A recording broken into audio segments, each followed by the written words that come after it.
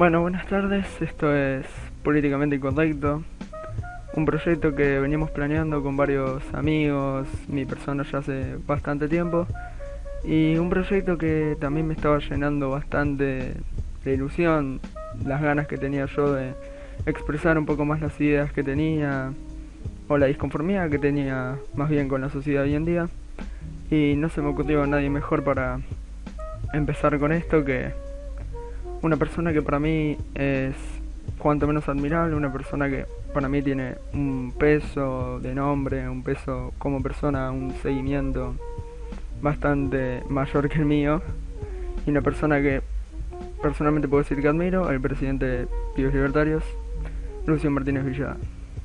Bueno, te agradezco desde ya por tus amables palabras, creo eh, sumamente elogiosas hacia mi persona. Así que bueno, desde ya un gusto por la invitación y un agrado estar acá y poder abrir este ciclo. El gusto es mío. La pregunta que te quiero hacer para empezar todo es una pregunta que le voy a hacer a todas las personas por venir, a todos los que llegarán, a todos los que pasen por acá, que es ¿qué hace políticamente incorrecto a Lucio Martínez Villada? Bueno, creo que acá la pregunta es qué es ser políticamente incorrecto, ¿no? Y pensándolo yo lo definiría como ser auténtico, básicamente eso. No estar sujeto a la presión externalizante de ciertas fuerzas que actúan para suprimir el uso del lenguaje o expresiones. Y también se ve también en lo que es el accionar. Uno deja de preocuparse por lo que los demás puedan pensar de lo que digo o cómo lo digo, y se focaliza más en el mensaje. Por ende, creo que ser políticamente incorrecto involucra no preocuparse por cómo uno dice las cosas justamente. Y tal vez existe una cierta libertad en cómo las dice. Porque yo puedo decir lo mismo de dos maneras muy distintas, ¿no? Y creo que, como plantea Agustín Laje, por ejemplo, existe algo que se llama la dictadura de lo políticamente correcto, ¿no? Que le ponemos así, que es justamente estar sujeto a ciertas normas, ¿no? O cierto discurso del que no nos podemos salir, ¿no? Y si nos salimos de eso somos tachados como violentos, ¿no? O justamente políticamente incorrectos, ¿no? Una Y limitación a la ser libertad de políticamente expresión. incorrecto sí, claro, es una gran limitación a la libertad de expresión. Y fíjese, y ser políticamente incorrecto no significa no ser político, porque fijémonos que en el mundo en general hay un resurgimiento de lo políticamente incorrecto, de los políticos que no son políticamente correctos, que no están sujetos a este discurso, y han tenido un gran éxito en los últimos años, salvando las distancias, lógicamente, porque yo no soy trampista ni tampoco soy 100% pro Bolsonaro, tengo mis disidencias importantes con ambas personas, aún así debo reconocer su relevancia como líderes del mundo libre. Eh, ambas figuras, Jair Bolsonaro y Donald Trump, han ascendido al poder utilizando discursos claramente marcados como políticamente incorrectos, ya que no aceptan la forma tradicional de hacer política, que es solamente decir cosas lindas, atraer, mentir, y justamente son auténticos. Y yo siempre lo fijo con un ejemplo muy importante. Bueno, ahora le cerraron la cuenta a Donald Trump, un acto de censura realmente escandaloso, creo yo, por parte de Twitter, y bueno, nos pone a otra discusión que podemos tener en otro momento. Pero el punto es el siguiente: si uno se fijaba los tweets de Donald Trump, prácticamente todos o absolutamente todos están tuiteados desde su iPhone o el iPhone de Dan Scavino, que es su asesor o digamos el que lo ayuda en estas cuestiones.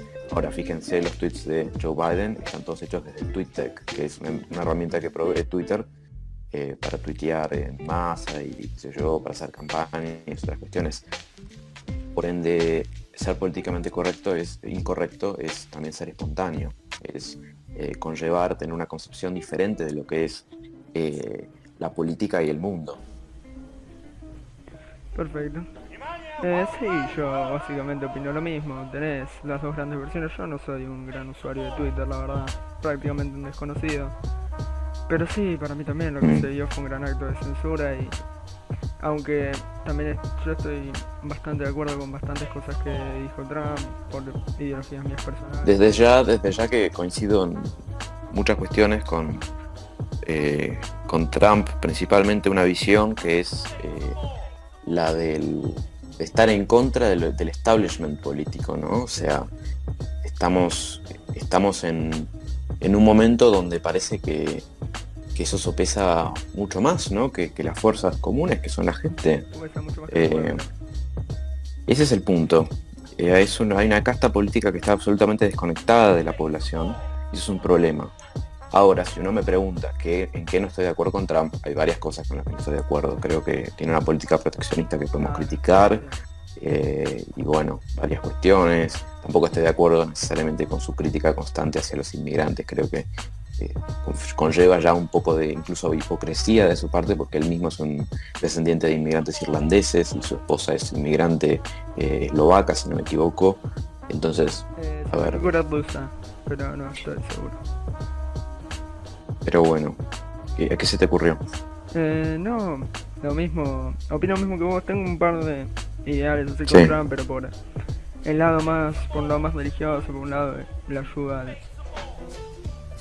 con la ayuda de Israel, por un lado por... Bueno, eso creo que es claro. Creo que a mí me escandaliza muchísimo que haya tanto sector liberal que está en contra del pueblo libre de Israel. Me parece también algo muy fuerte, algo muy grande lo que hizo de conseguirle la paz al pueblo de Israel. Sí, en eso creo que es una de las mayores victorias que ha tenido Trump, los tratados de paz que ha firmado en Medio Oriente y nadie ve eso. Hoy en día está opacado por todo No, para acá no, porque es muy el fuerte hablar ataque al de paz, Bueno, y sí, el ataque al Capitolio, creo que bueno, tampoco es defendible, no podemos decir que fue algo positivo. Me parece que fue también algo nefasto, digamos, y muestra justamente lo que es la derecha más rancia, ¿no? Porque, digamos, no todo, ningún movimiento es puro o es positivo, ¿no? Y bueno, creo que, como dice Bonifacio del Carril, hay que cuestionar todo, digamos, incluso la izquierda, la derecha, el liberalismo, lo que uno cree incluso. Por eso yo soy bastante pro poder ver y entender lo que dice la ideología contraria, ¿no?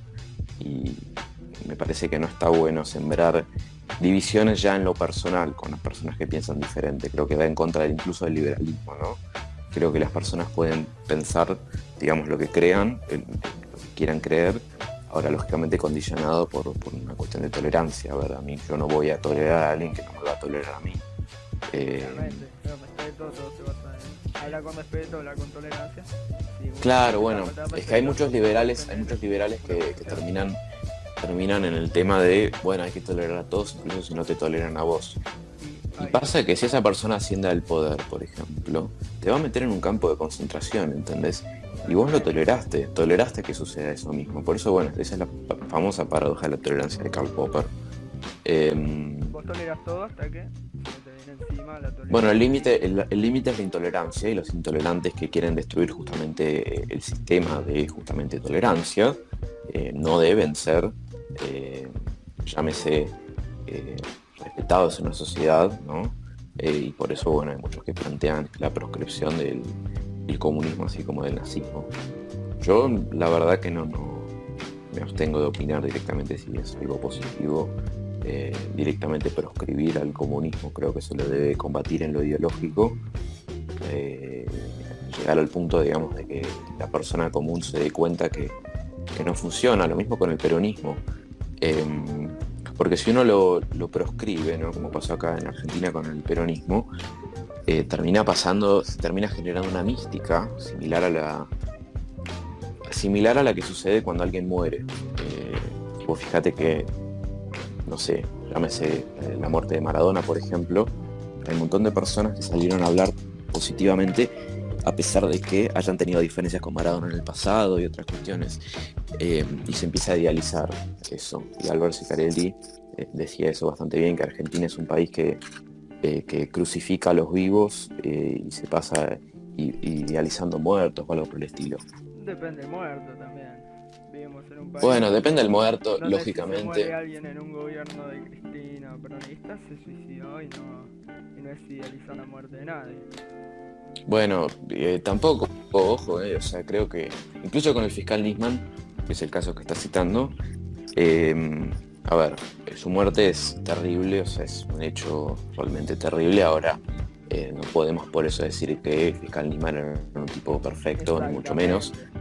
Ese es el punto, o sea, pasa lo mismo de los dos sectores, o sea, escuchamos gente acá de este lado. Y yo, digamos, de ninguna forma quiero denigrar la figura del fiscal Nisman. Creo que ha hecho un trabajo de investigación importante.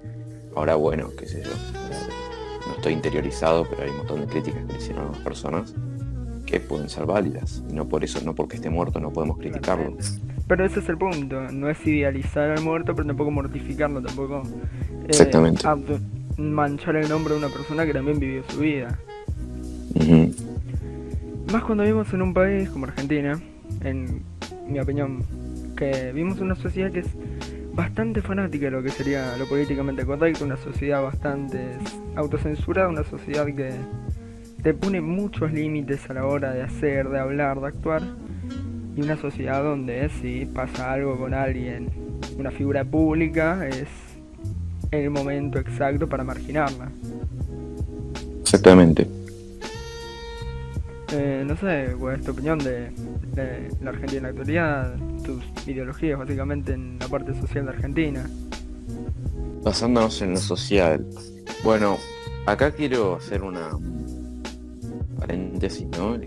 Quiero aclarar, yo soy liberal en lo económico y en lo social también. No soy conservador, pese a que tengo un gran aprecio por algunos amigos conservadores, y los tengo y me llevo perfecto, digamos, y los considero en gran parte de la lucha iguales, o sea, no hago esa distinción. Ahora creo que la libertad debe regir la vida de las personas, y no creo en la virtud innata. La sociedad es lo que es y depende de nosotros adaptarla. Es violento plantear, por ejemplo, que debamos forzar a que la sociedad actúe de tal o cual modo, porque a mí me parece mejor. Y también en este momento quiero atacar las etiquetas de liber progre o liber conserva. Creo que es una tontería empezar a dividir cuando el enemigo es tan nítido y claro, ¿no? O sea, estamos ante un enemigo que incluso se disfraza de nosotros mismos.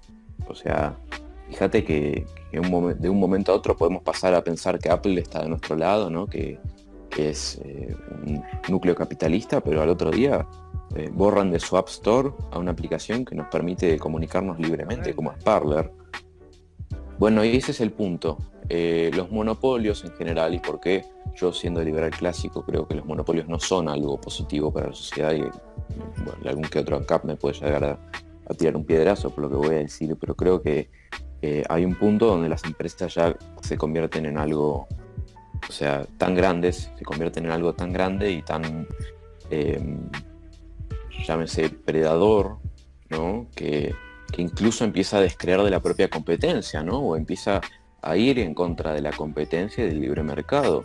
Porque, a ver, ¿a quién le conviene no competir? ¿A la persona que recién empezó o a la persona que ya llegó? O sea, y por eso tienen prácticas anticompetitivas, ¿no? Y fíjate que cuando apenas se le plantea una competencia como Parler, porque Parler es una competencia, por más que lo quieran opacar, por más que quieran llamarlo una red de extremistas y loquitos de derecha, es una competencia clara a Twitter, porque si un comunista se mete en Parler, nadie lo va a censurar, lo puede hacer, puede comunicarse y llevar a cabo sus actividades normalmente. Por ende no podemos llamar que Parler es una red innatamente sesgada a la derecha. Sucede que sí sucede que la derecha ha copado Parler, y digamos, el Parler probablemente ha salido, por lo que tengo entendido, que ha salido, digamos, de una idea de poder permitir darle un espacio a la gente de derecha que es censurada en otras redes sociales.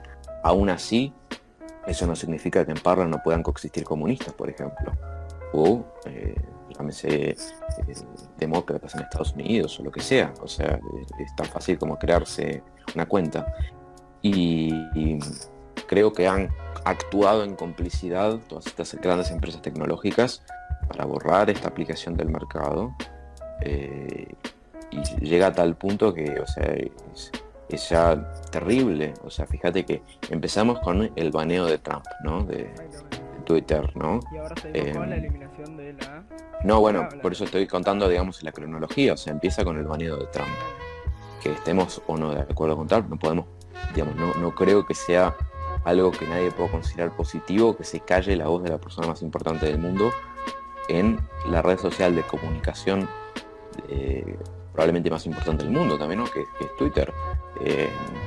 O sea, yo no creo que debamos censurar a Maduro, por ejemplo, en Twitter. Aún así sigue estando Maduro, pero Trump no, por ejemplo. O sea, eso te plantea hay un gran problema acá. Empezamos con la censura de Trump, después seguimos justamente con que la gente se empieza a emigrar a Parler. Google inmediatamente saca a Parler de su catálogo, ¿no? de Google Play para Android. Después Apple hace lo mismo. Y por último, en completa complicidad, Amazon Web Services, que es donde tenía alojado su servicio, ¿no? de hosting, la empresa, ¿no? Lo amenazó y hoy van a cerrarle los servidores. O sea, dejando inoperativo absolutamente el servicio. Es una locura. Estamos hablando de que 3 o 4 o 5 empresas de tecnología grandes, todas como si estuvieran sincronizadas, actuaron para eliminar al competidor. O sea, no sé qué etiqueta ponerle, pero es así.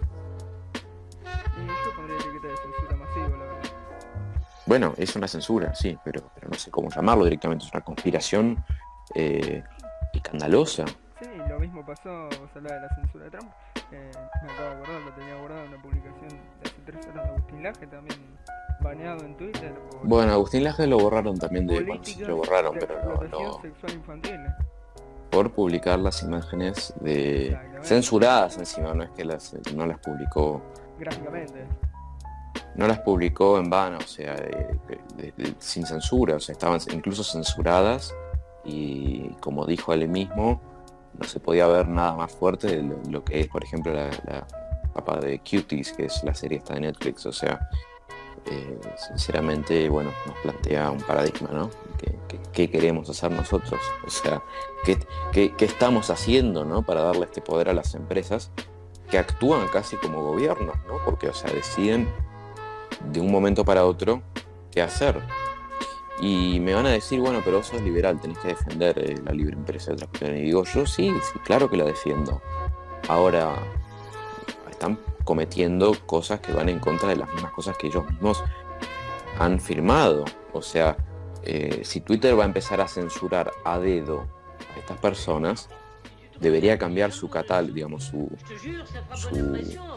su forma legal, ¿no? De ser un medio neutral, ¿no? A un medio de publicación. ¿Por qué no lo hacen? Porque si cambiaran, por ejemplo, un medio de publicación, son responsables de absolutamente todo lo que se publica en la red, ¿no? Pero si son un medio neutral, no pueden a dedo empezar a decir quién está y quién no. Deben implementar sistemas automáticos que lo hagan en todo caso.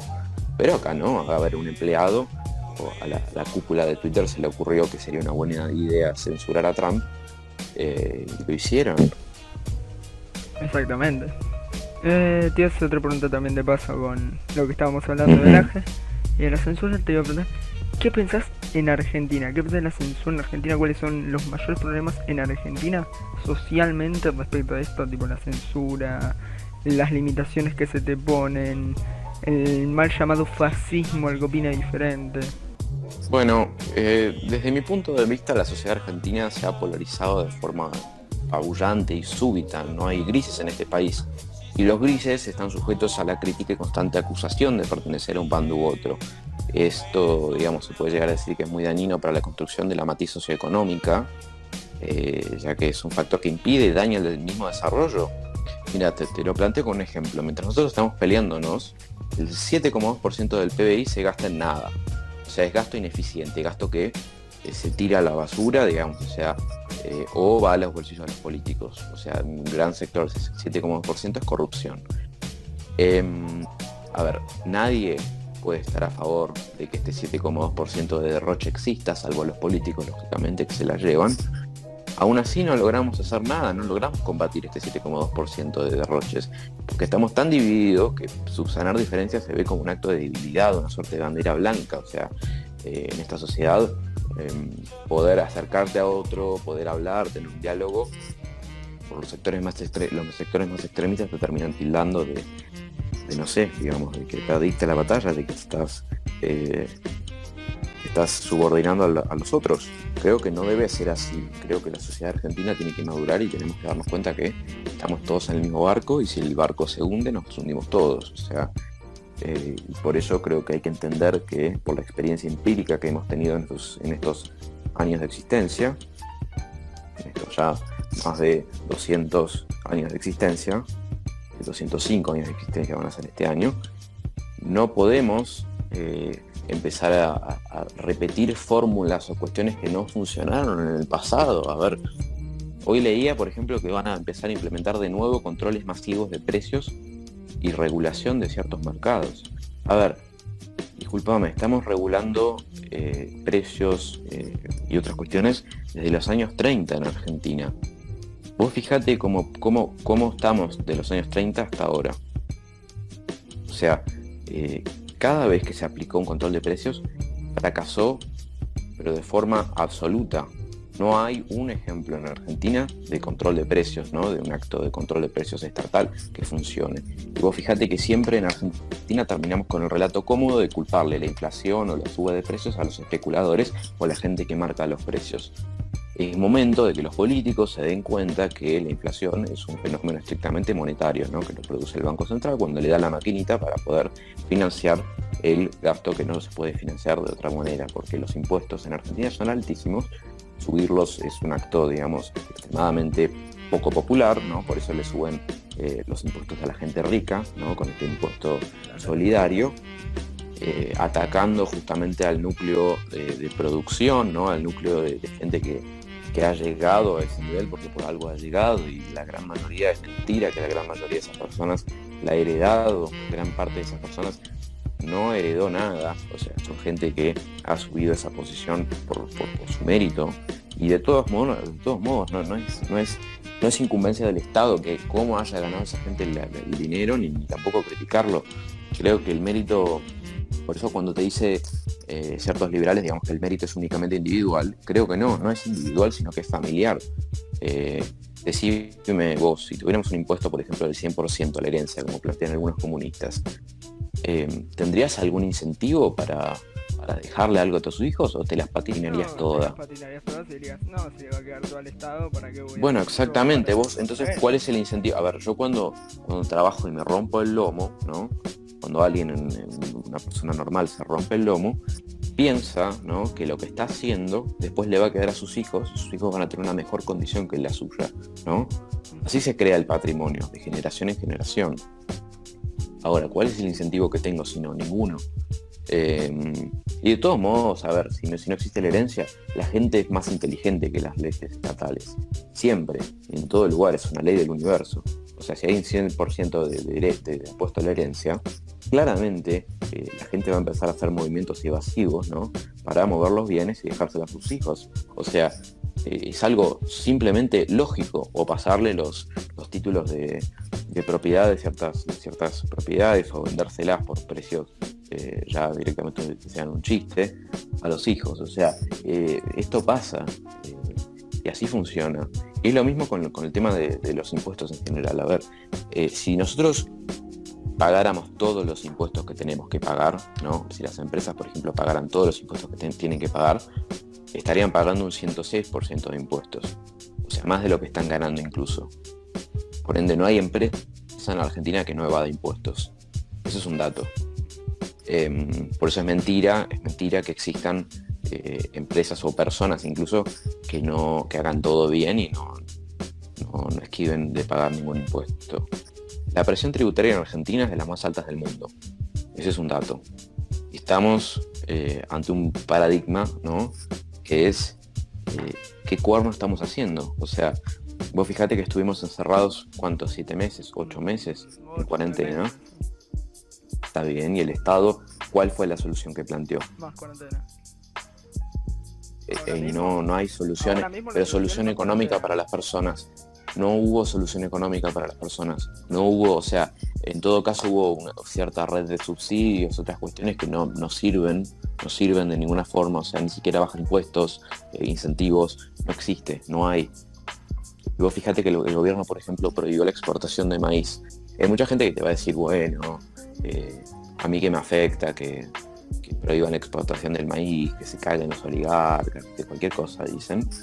Pero no, eso nos afecta directamente, porque, a ver, ¿qué van a lograr con eso, con prohibir la exportación de maíz? Porque lo hicieron, ¿sabes cuándo lo hicieron? Lo hicieron después de que el maíz esté plantado. El maíz ya estaba plantado, ¿no? Porque si lo hacían antes, nadie iba a plantar maíz, lógicamente. Bueno, más de 2/3 de la producción de maíz del país se exporta, ¿no? Yo te pregunto, ¿qué carajo vamos a hacer, ¿no? Con esos 2/3 que antes se exportaban? A ver, vos decime, ¿comés choclos todo el día? ¿Qué estás haciendo? ¿Entendés? O sea, la costa, no sé. no, bueno, es que te estoy preguntando, o sea, vamos a tener un pico altísimo, ¿no?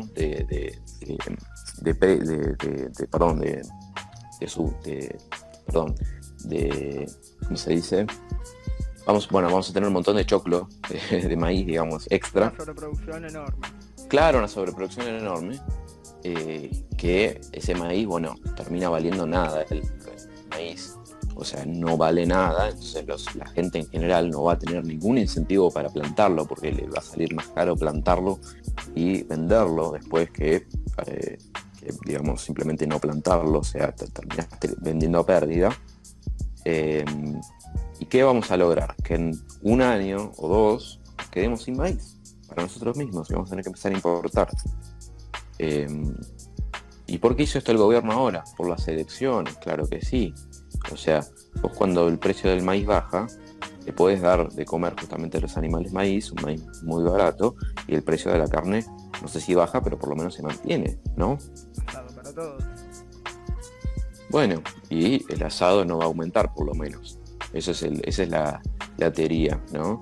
Pero pasa que los keynesianos son tan brutos que en general no ven o sea, piensan justamente en un elemento, ¿no? Que es el precio de la carne. ¿Lo quiero bajar? Bueno, justamente, regulo el choclo, punto. ¿Entendés? Ahí terminó el asunto. Pero así no funciona, porque el daño colateral que estás generando, ¿no? Y la falta de divisas que va a haber después de eso es monstruoso. O sea, vos lo que estás generando, o sea, estás no sé, ¿entendés? O sea, es una locura. Con tal de ganar una elección, esta gente está patinando todo un mercado. Uh-huh. Está patinando también sobre los intereses de las personas, no nos olvidemos de eso, que me parece hasta más importante. Bueno, es que la gente vota con el bolsillo y eso es lamentable. A ver, yo respeto realmente que hay mucha gente que te dice, bueno, en el gobierno de Macri nos cagamos de hambre, por eso votamos a Alberto. Lo puedo entender, o sea, la verdad que la administración económica de Mauricio Macri ha sido muy mala. Ahora, volver a esta gente, bajo cualquier, digamos, punto de vista, volver a esta gente es una movida bastante poco productiva, dígase, para mejorar la economía. Esta gente, si Macri no pudo manejar la economía, esta gente parece que lo hace a propósito directamente, o sea, es como si su objetivo fuera destruir la economía. Sí, exactamente, no solo la economía, también estaba leyendo el otro día una de las pocas incursiones que hice en el Twitter. Unas personas que estaban hablando ahí, escucho una chica que pone: no importa cuántos casos de COVID hayamos tenido, Alberto legalizó el aborto, tema salud solucionado. Y me quedé helado, imagínate, se está muriendo la gente, estamos en top 5, ¿era? Países de contagios o muertes por COVID. Y sí, somos uno de los países que peor ha administrado la pandemia. Me está diciendo que se solucionó todo el espectro salud del país por legalizar el aborto. En realidad, para mí también se debe a que en el país vivimos en un país que es básicamente: nacés, vas al colegio, adoctrinamiento, votas al peronismo. Tenés a tus hijos, sí. Nacen, van al colegio, adoctrinados, los adoctrinados están en tu casa, votan al peronismo. Porque vivimos en un país donde está muy mal visto opinar distinto a lo que hay en ese momento, o al peronismo, por ejemplo. Estaba viendo, no me acuerdo quién lo decía el otro día, ¿cuántos profesores tuviste vos de derecha en tu colegio? Sí, hay pocos realmente. Yo no recuerdo haber tenido. Yo por suerte alguno que otro tuve, pero es porque mi condición escolar no se asemeja al grueso de la gente. No, no, pero yo también estoy. Yo, es más, sigo en un ciclo activo en un colegio privado de gran renombre, no pienso nombrarlo ahora por las dudas.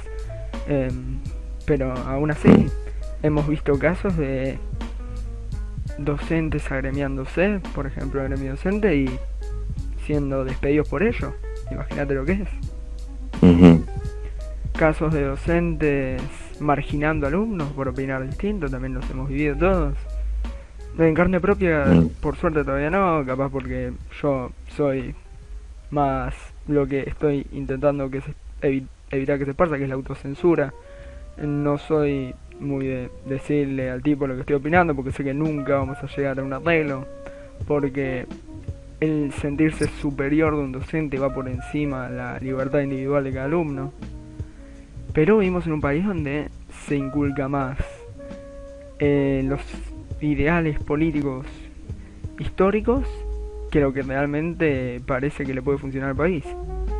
Bueno, yo por mi parte he tenido muy buenos docentes, por más que con algunos no coincido. eh, Creo que va más allá, o sea, he tenido muy buenos profesores de izquierda, o sea, por más que No, no no, no, coincida obvio, con la ellos, mayoría grandes docentes, eh, pero aún así también he tenido malas experiencias docentes, con ciertos docentes que, bueno, parece que el aula ya es como una suerte de extensión de su brazo ideológico. o una muestra de su superioridad. Bueno, creo que muchos docentes, tal vez a veces, muchos no, algunos docentes, quiero recalcar en eso porque hay, digamos, creo que hay que respetar muchísimo lo que es la profesión docente, o sea, eh, una persona que dedica su vida a enseñar a otras personas sin ganar necesariamente demasiado, o sea, y en condiciones de crítica constante por sus acciones, entonces creo que al docente hay que respetarlo. Ahora, em, viéndolo por otro lado, no creo que sea eh, algo positivo, digamos, esta constante politización de la clase, ¿no?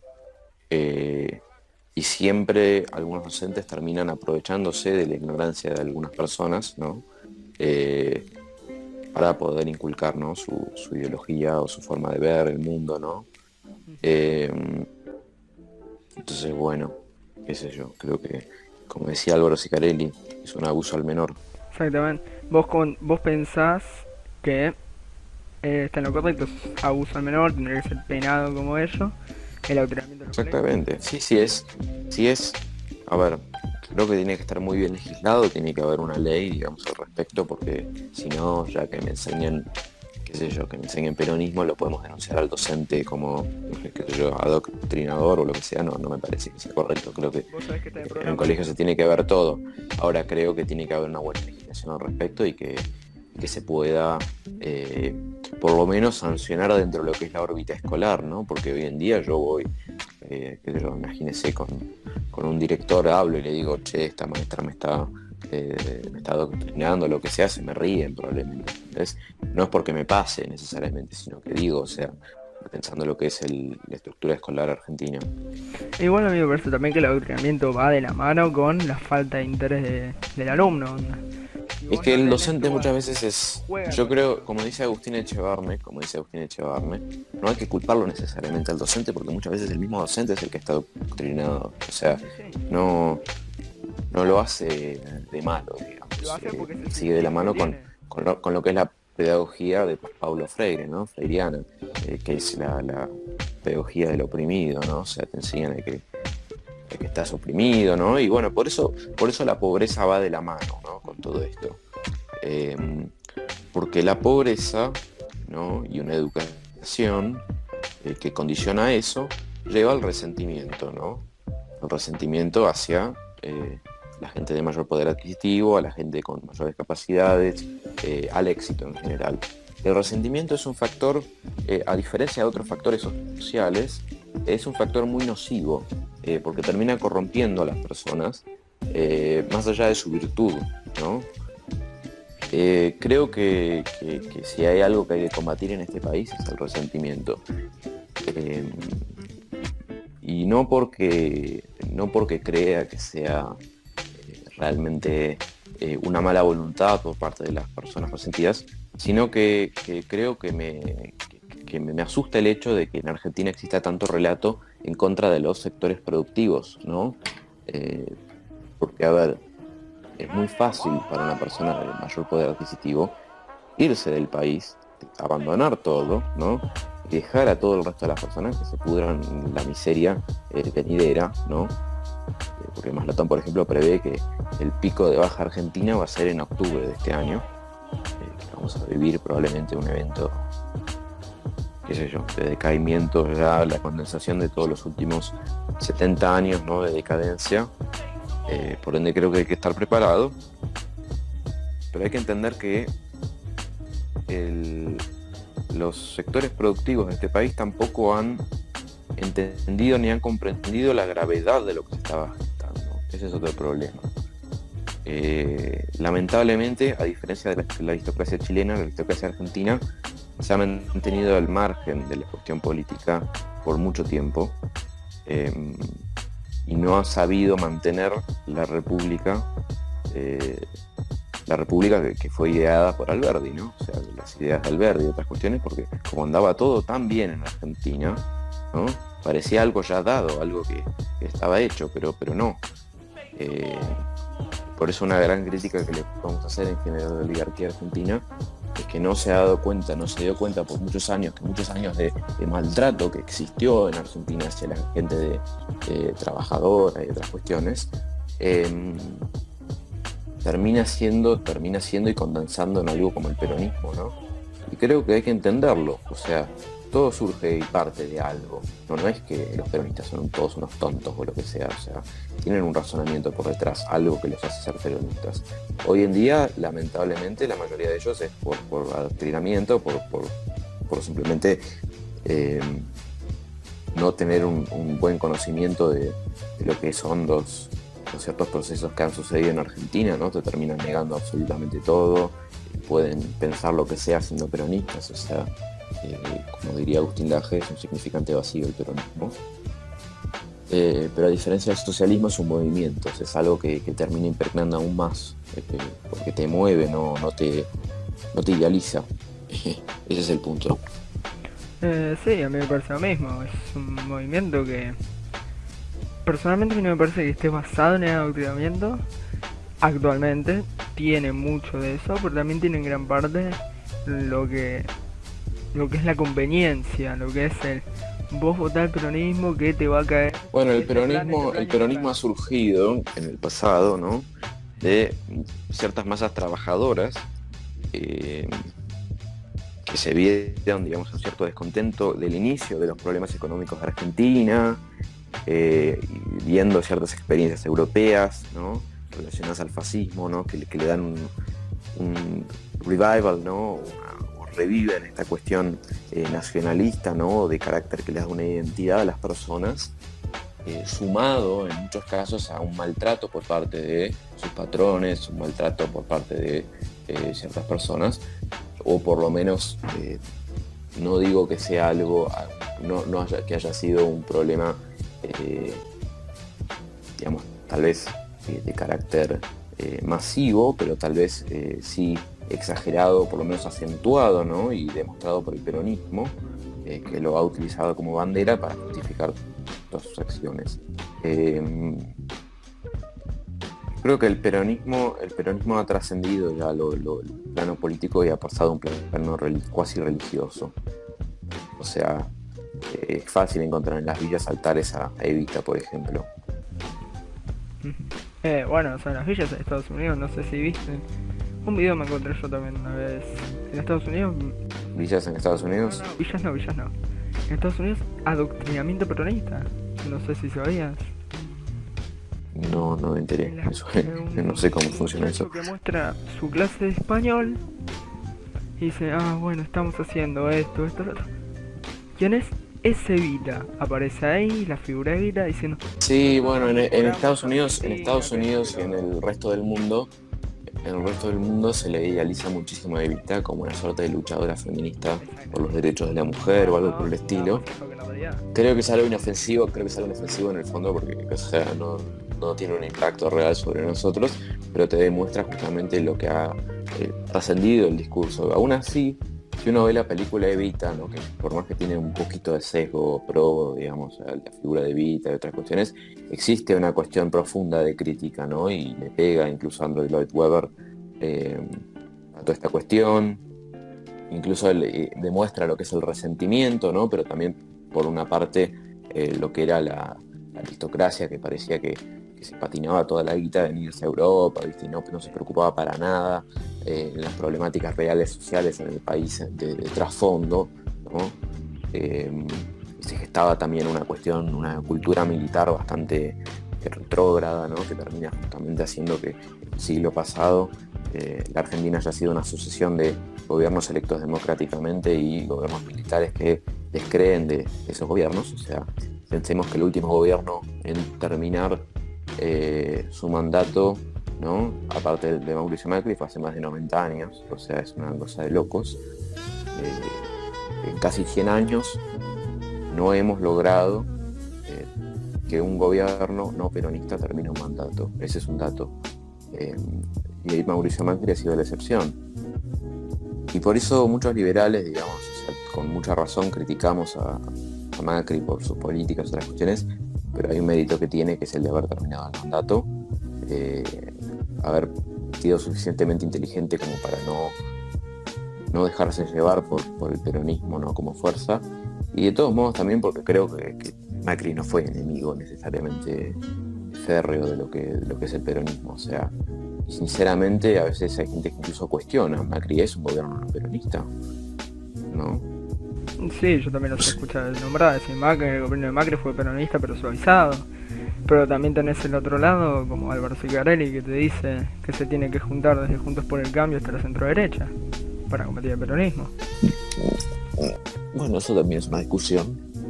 Yo creo personalmente que en las elecciones de 2021 tal vez ir divididos, digamos, pero unidos dentro del liberalismo, sin Juntos por el Cambio, para hacer una prueba de medición de fuerza y para insertar de forma ya contundente las ideas liberales dentro de la Cámara de Diputados y, si es posible, dentro de la Cámara de Senadores. Aún así, creo que en el 2023 es probable que necesitemos de Juntos por el Cambio para ganar y sacar a esta gente del poder, que es el objetivo final. O sea, esta gente ya no es política, o sea, lo que hacen, ellos no son políticos, son directamente la otra cara. Estamos en una etapa prepolítica, una suerte de es la república o la barbarie. Estamos manejándonos en esos dos tonos. Bueno, también. No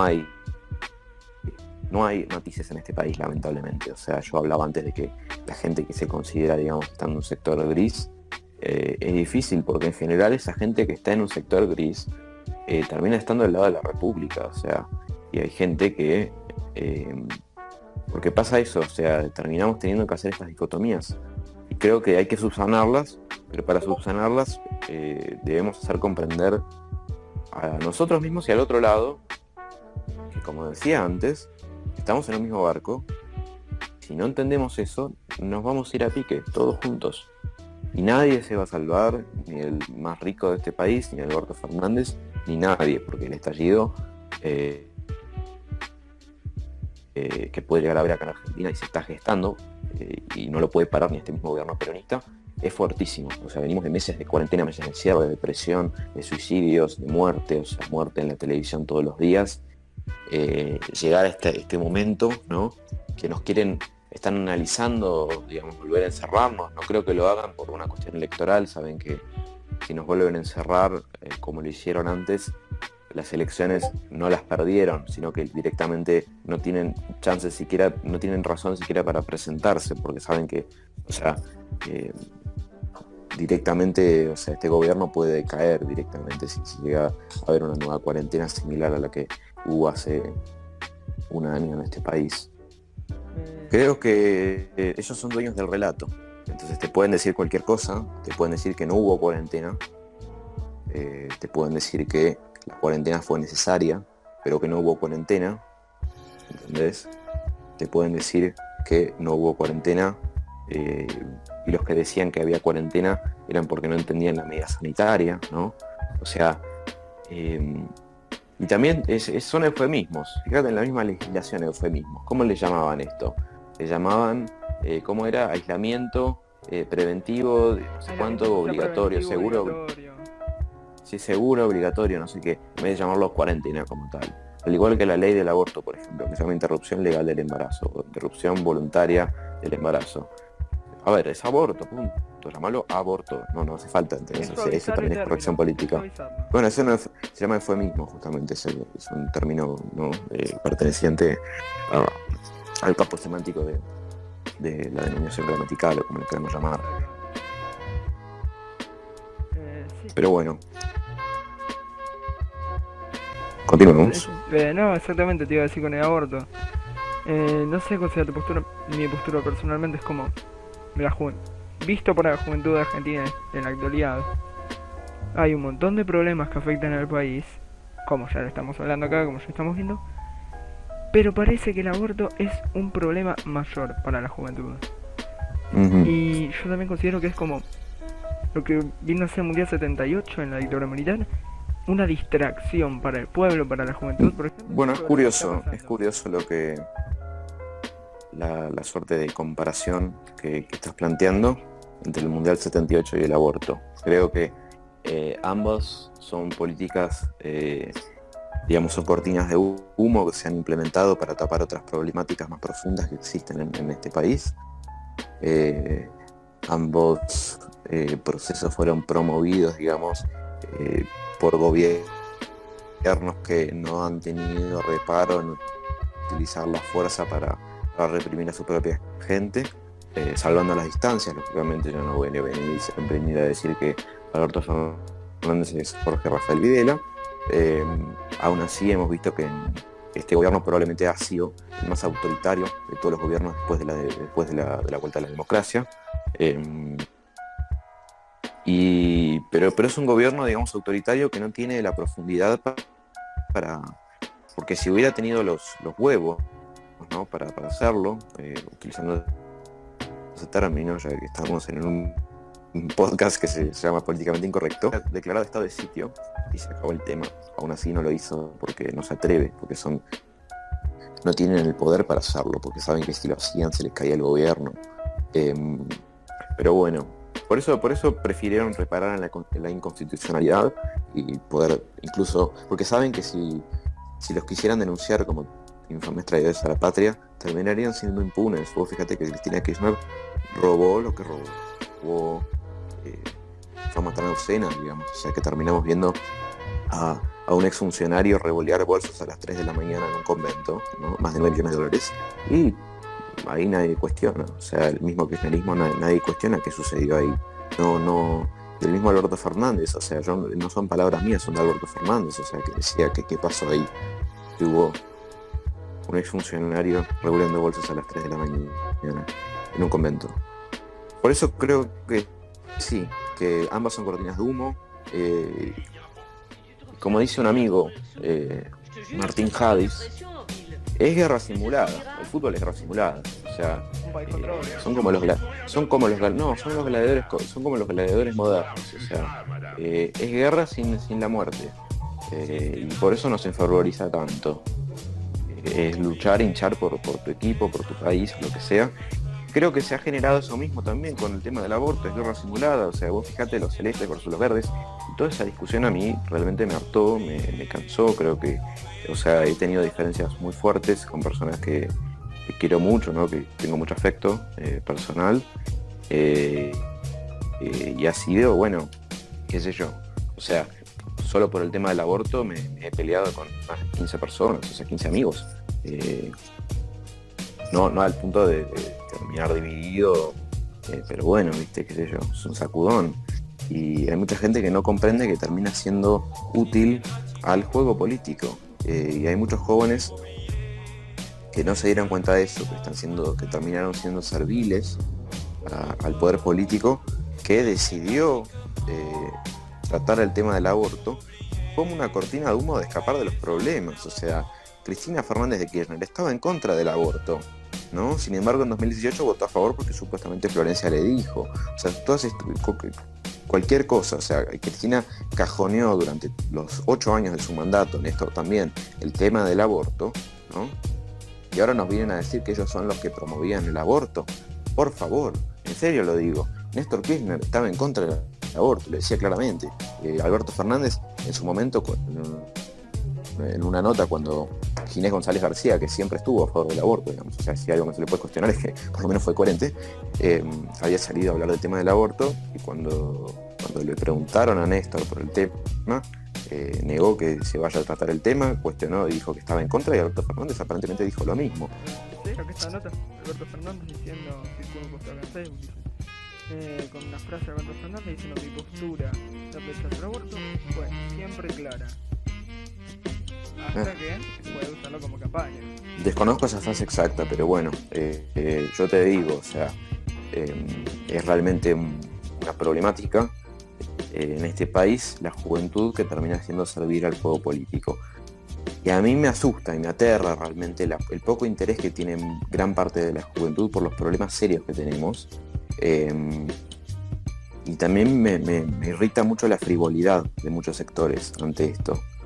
Que no les importa realmente lo que está pasando, y solamente hay mucha gente que vio de cerca y vivió una experiencia legislativa o recién empezó a entender cómo funciona el poder legislativo a través del tema del aborto. Qué triste que es eso, qué triste que es que el día de la media sanción del aborto en Cámara de Diputados, uno buscaba en Twitter, entre comillas, ya es ley, y había no cientos, miles de tweets de jóvenes creyendo que ya se había sancionado en la Cámara de Diputados y por ende el aborto estaba sancionado como ley.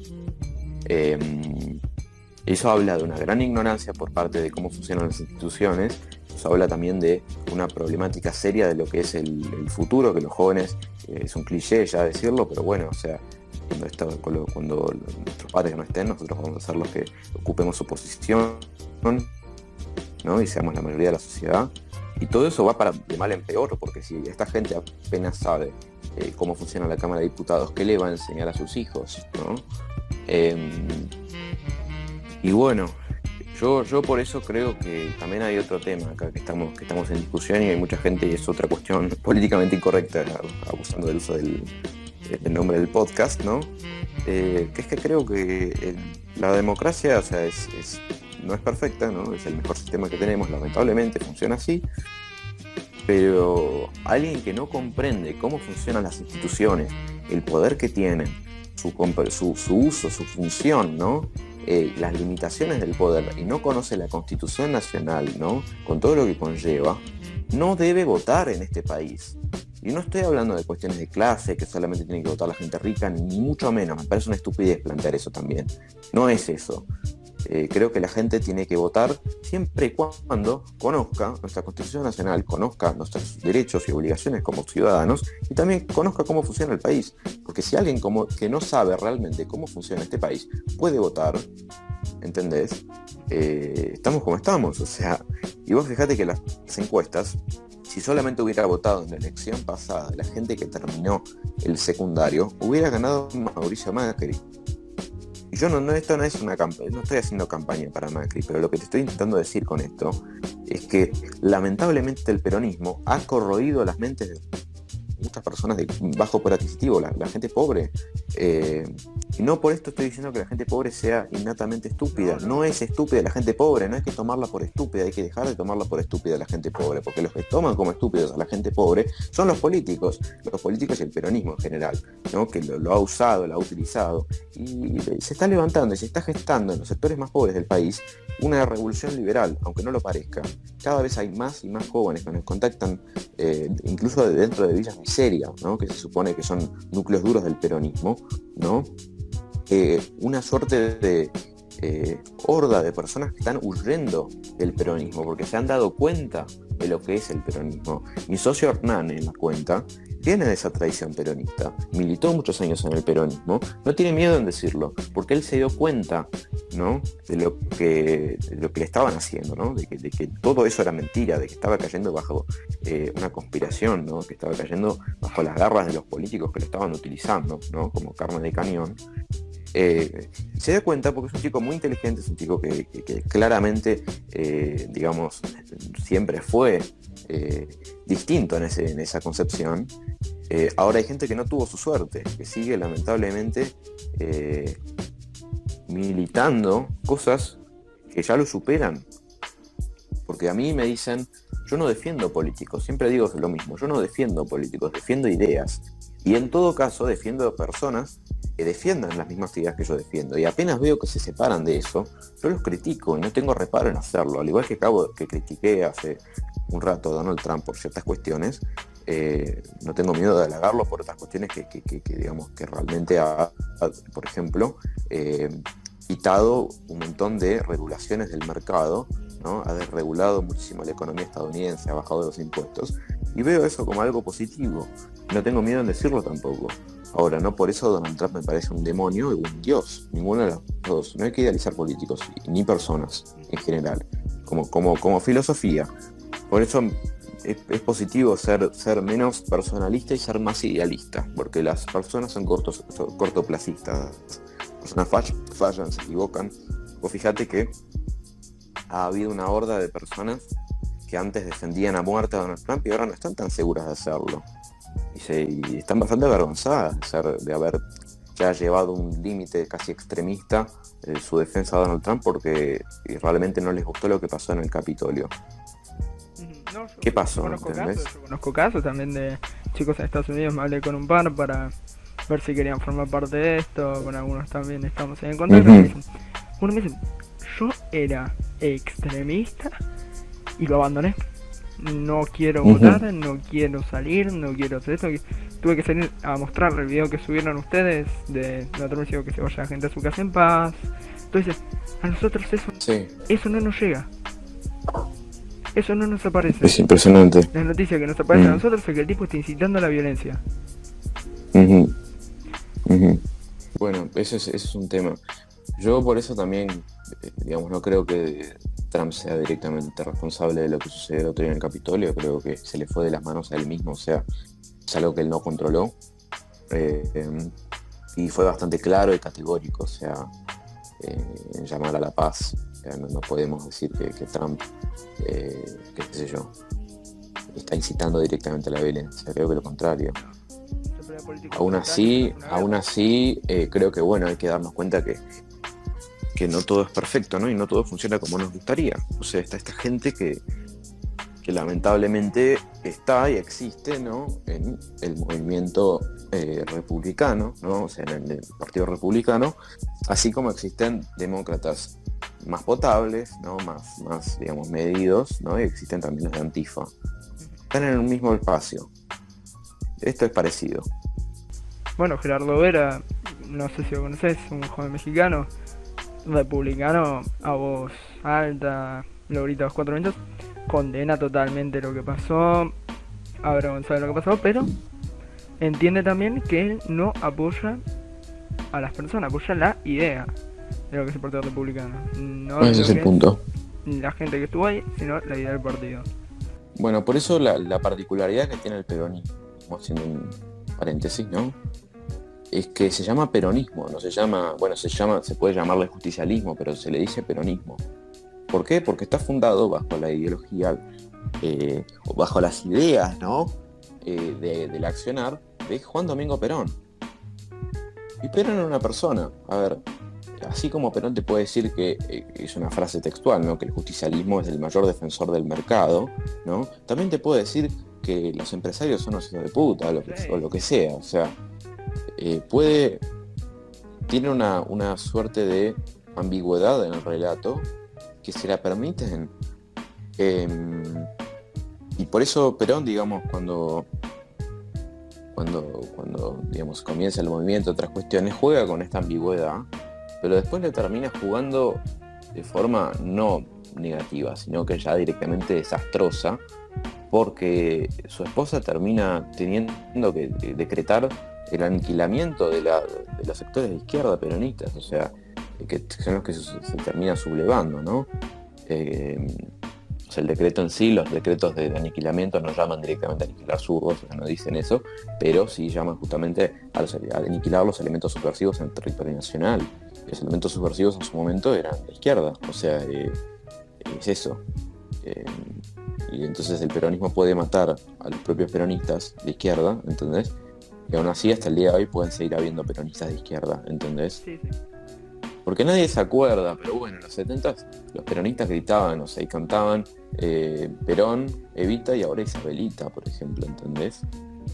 Pero ahora, bueno, como... Es que Argentina es un país muy, muy particular, o sea, como diría Maslatón, Fenoglio, como era, estamos en Argentina, Fenoglio, todo es una joda. Creo que es interesante también la concepción que tiene Maslatón sobre el peronismo, o sea, Maslatón en sí no es antiperonista para nada, o sea, es bastante peronista en muchos aspectos, él mismo lo dice, ¿no?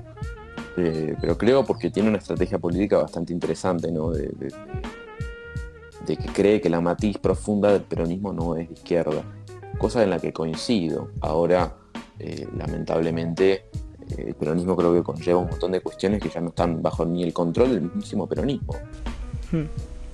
No, la verdad que sí, hay la mayoría, te diría yo incluso, de las cosas que están pasando ahora mismo se están yendo de la mano al peronismo. No las pueden controlar.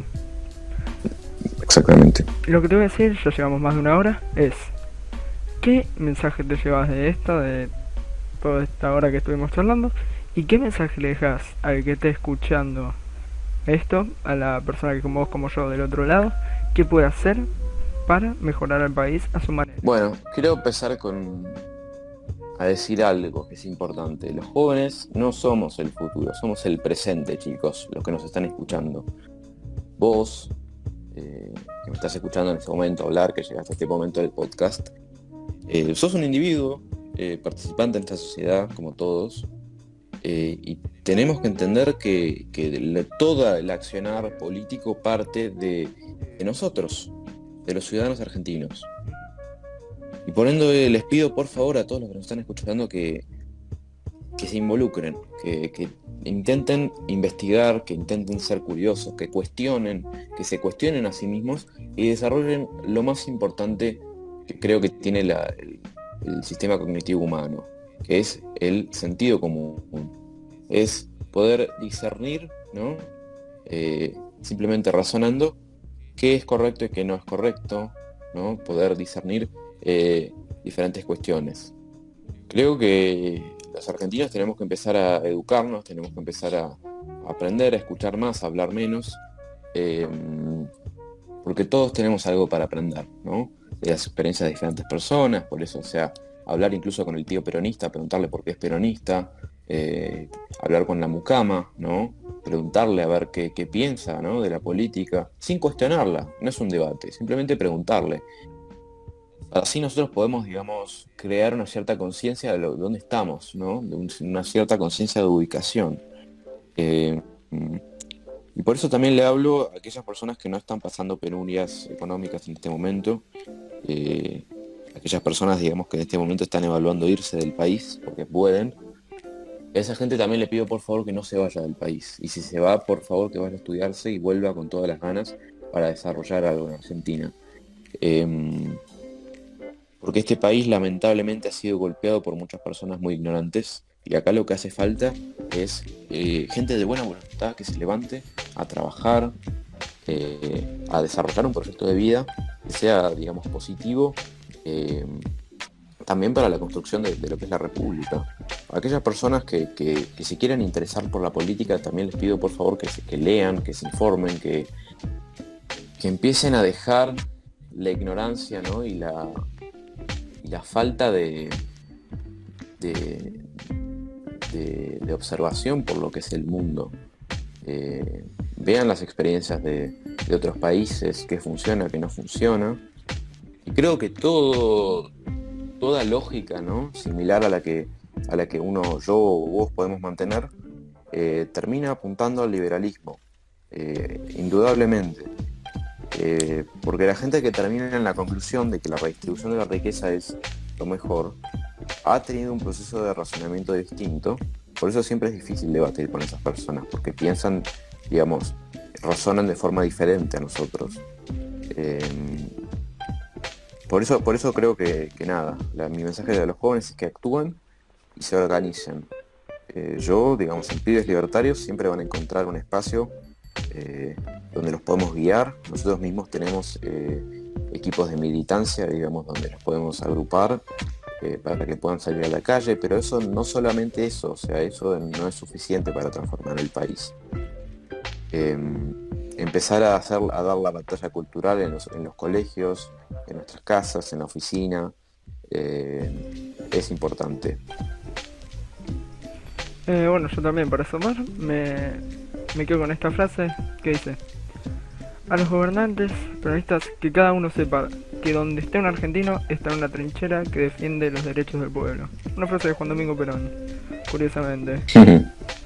Bueno, vamos cerrando por ahora. Probablemente lo vayamos a tener de vuelta a Luis en un futuro, si es que él quiere. Sí, sería un gusto. La verdad que te agradezco de vuelta por la invitación. La pasé bien. Momento de reflexión interesante.